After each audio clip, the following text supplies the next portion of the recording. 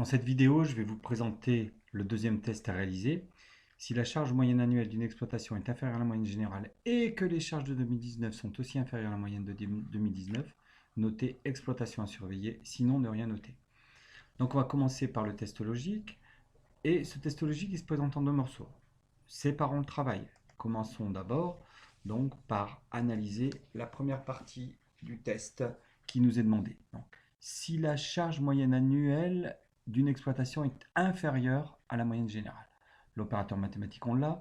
Charge moyenne annuelle d'une exploitation. Il faut aller voir dans le fichier comment ça s'appelle. Or, dans le fichier, cela s'appelle tout simplement moyenne annuelle.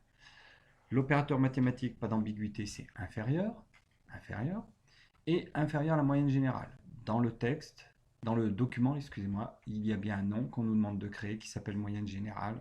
C'est logique. Donc, on va comparer la moyenne annuelle de chaque exploitation à la moyenne générale de toutes les exploitations. Mais il y a une deuxième condition. On va prendre une décision si deux conditions sont vérifiées en même temps. La charge moyenne annuelle d'une exploitation inférieure à la moyenne générale et les charges de 2019 inférieures à la moyenne de 2019. Donc on va positionner ce « et » comme on avait positionné ce « ou » dans un exercice précédent. N'hésitez pas à reprendre ma feuille de cours, c'est notifié dessus. Deuxième condition, les charges de 2019, l'intitulé de la colonne c'est année 2019, inférieur, pas d'ambiguïté mathématique, à la moyenne 2019, on l'a appelée moyenne 2019. Donc on a une double contrainte, ce qui n'empêche pas toujours notre lecture. Est-ce que la moyenne annuelle est inférieure à la moyenne générale et est-ce que l'année 2019 est inférieure à la moyenne 2019? Et il faut que je réponde oui aux deux pour aller voir oui. Si je réponds oui à une seule des deux ou à aucune, évidemment, c'est comme si je répondais non. Pour avoir un oui, les deux conditions doivent être vérifiées simultanément. C'est la différence entre ce « et » le « ou » qu'on avait pu rencontrer précédemment. Alors, allons voir ce qu'on doit faire si l'on répond oui à ces deux conditions. On doit noter exploitation à surveiller. Alors, c'est un texte. Le texte sera mis entre guillemets exploitation à surveiller. Que se passe-t-il cette fois-ci dans le cas contraire? Encore une fois, rien ne doit être noté.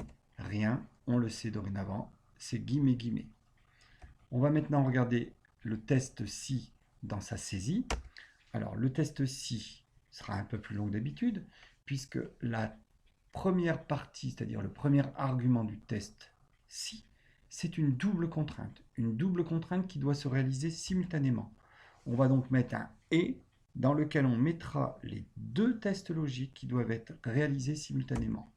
Le premier, moyenne annuelle inférieure à moyenne générale, séparé par un point-virgule, du deuxième, année 2019, inférieure à moyenne 2019. Ensuite, point-virgule, on met le premier texte, donc l'exploitation à surveiller. C'est un texte, il sera entre guillemets. Et enfin, point-virgule, le deuxième texte qui, lui, n'est que du vide pour ne rien noter dans le document. Allons voir ça dans le fichier.